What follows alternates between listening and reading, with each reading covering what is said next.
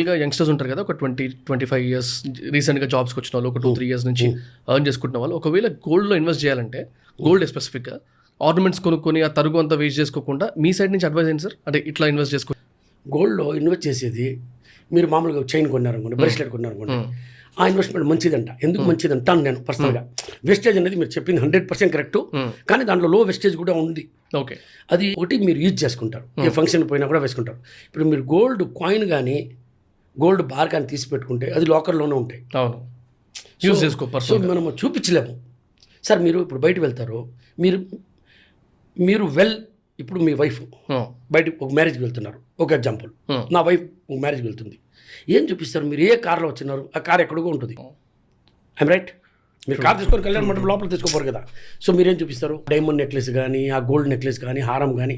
అప్పుడు ఏమనుకుంటారు, ఓ వంశీ అదే కదా సార్, మనం ఎక్కడ హారం నెక్లెస్ చేసుకుంటాము.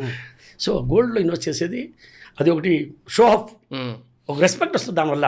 బా సూపరు, వంశీ సూపర్ చెప్పేదానికి ఏముంది, బంగారం కొని ఉంటే 2 కిలోలు, రేపు నుంచి వంశీ సూపరు. అయితే ఇప్పుడు ఇంకొక కేసు మాట్లాడదాం. ఇప్పుడు నా దగ్గర ఒకవేళ నేను మ్యారీడ్ అయితే నా వైఫ్ దగ్గర కావాల్సినంత గోల్డ్ ఉంది చూపించుకోవడానికి. మ్యారేజ్ అవ్వలేదా? ఇంకా అవ్వలేదు సార్, త్వరలో అవుతుందేమో.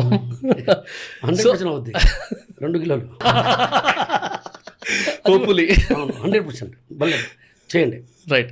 అయితే ఒకవేళ మ్యారేజ్ అయిన తర్వాత వైఫ్ కూడా కావాల్సినంత గోల్డ్ అయితే ఉంది, ఇప్పుడు నేను ఇన్వెస్ట్ చేద్దాం అనుకుంటున్నా గోల్డ్లో, స్టాక్ మార్కెట్ ఇవన్నీ పక్కకు పెట్టి గోల్డ్లో పెడదాం అనుకుంటున్నా, అప్పుడు ఏం చేయాలి? ఇప్పుడు ఏం చేయాలంటే మీరు గోల్డ్ బార్ తీసుకోవాలి.